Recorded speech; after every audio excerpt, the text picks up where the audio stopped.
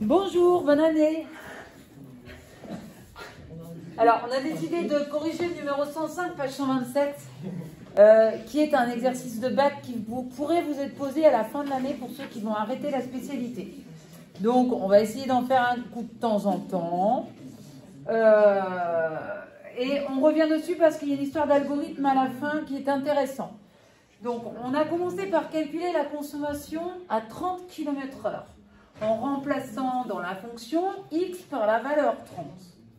On trouve donc une consommation de 44 tiers à la calculatrice, soit environ 14,67 litres au 100 km. Bon, c'est énorme, mais on peut considérer que c'est du biocarburant et que peut-être quand on roule pas vite du tout, la consommation est très grosse. Alors, je vous parle de l'algorithme à la fin. Dans la deuxième question, il nous est demandé de calculer. Vous arrêtez évidemment la vidéo si vous avez besoin de lire et de comprendre. Il nous est demandé de calculer la dérivée. Alors, c'est une dérivée assez compliquée en U sur V. Donc, qu'on dérive en U'V moins V'U sur V carré. On repère U, on repère V, on dérive chacune des deux fonctions.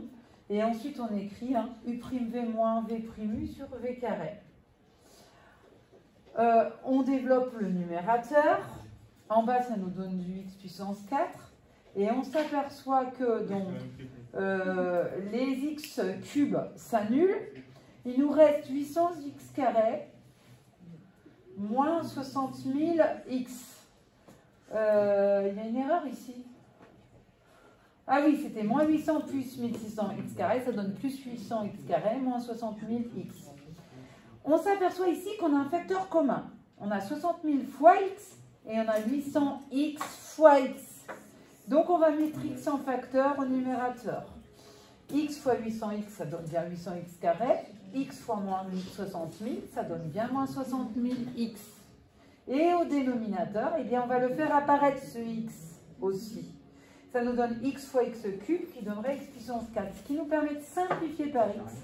Et on obtient le résultat obtenu dans le logiciel de calcul formel. Alors, je voulais vous montrer que ce résultat obtenu dans le logiciel de calcul formel, on peut l'obtenir sous GeoGebra. Hop, alors, regardez pas ce qu'il y a là. Ici, on a mis la fonction. Ensuite, j'ai demandé de dériver avec le menu... je vous montre pas là. Calcul formel, mince, au secours. Hop, il réapparaît. Vous demandez de dériver ici. Et ça vous écrit le calcul, pas encore mis au même dénominateur, ni simplifié. Pour simplifier, comme c'est écrit dans l'énoncé d'exercice, vous allez mettre développer en fait. Vous développez ce truc-là, et ça vous donne ça sur le logiciel de calcul formel. Voilà. Ensuite, moi, ici, je n'ai fait autre que de représenter la fonction consommation ici. Sauf que ce n'est pas le bon graphique parce que vous, sur votre calculatrice, il faudra mettre un x min à 30 et un y min à 130. On ne prend que ce bout-là. Moi, je vous ai fait toute la représentation graphique de ça. Entre 30 et 130, on se retrouve avec un petit graphique entre là et là. Et on s'aperçoit que ça a l'air de descendre un peu, puis de remonter légèrement. Voilà. Alors ça, c'est l'étude des variations de la fonction qui va nous le dire. Et dans la question suivante, effectivement, on nous demande de trouver la solution à C' de x égale à 0. Ce qui nous permettra de montrer qu'il y a un minimum en cette valeur qui annule la dérivée.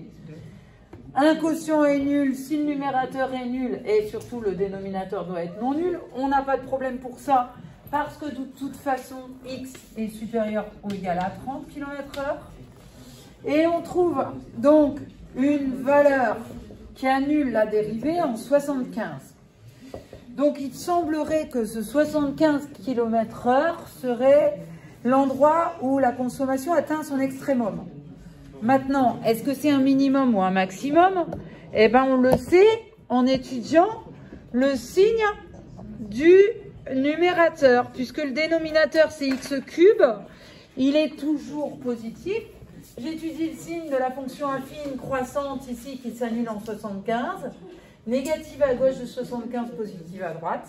On a démontré que graphiquement, la fonction consommation va atteindre un minimum local en 75 km/h, que l'on peut trouver à la calculatrice avec Gsolve et Mine, ou bien vous calculez tout simplement 7,75 et on obtient une consommation minimum de 2,6 litres au 100.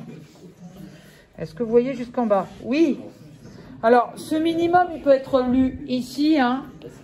On le voit mal, mais à 75 km/h, ça descend et ça remonte ensuite légèrement. Et ça s'arrête ici. Dernière question de l'exercice, c'est ça qui nous intéressait, c'est l'algorithme.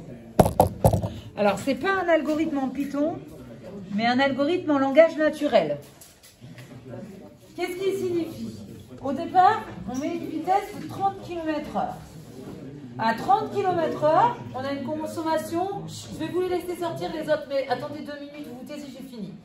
On a une consommation de 44 tiers, c'est-à-dire de 14,67 litres au 100 à peu près.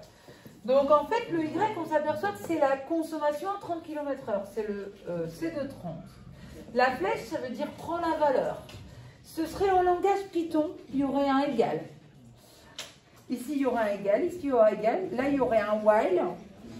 Et ici, il y aura un égal, ici aussi. Donc, qu'est-ce qu'il dit cet algorithme? Il dit que tant que la consommation reste supérieure à 5 litres au 100, eh bien, la valeur de 30 km/h, vous la sortez de la boîte mémoire, vous mettez 31 km/h. X prend la valeur X plus 1. Donc, on met 1 km/h de plus, on recalcule la consommation. Si la consommation reste toujours supérieure à 5 litres, vous recommencez la boucle tant que. Vous mettez à la place de 31 km/h, 32 km/h. Et on recalcule la consommation. Et on calcule la consommation jusqu'à ce que la consommation devienne inférieure ou égale à 5 litres au 100. À la fin de l'exercice, quand on obtient une valeur de 46, c'est 46 km/h. À partir du moment où on est sorti de la boucle. C'est-à-dire que la consommation est devenue inférieure ou égale à 5 litres au 100. C'est-à-dire qu'à partir de 46 km/h, on obtient une consommation qui devient plus petite que 5 litres. Voilà à quoi sert cet algorithme. Et c'est tout, c'est fini.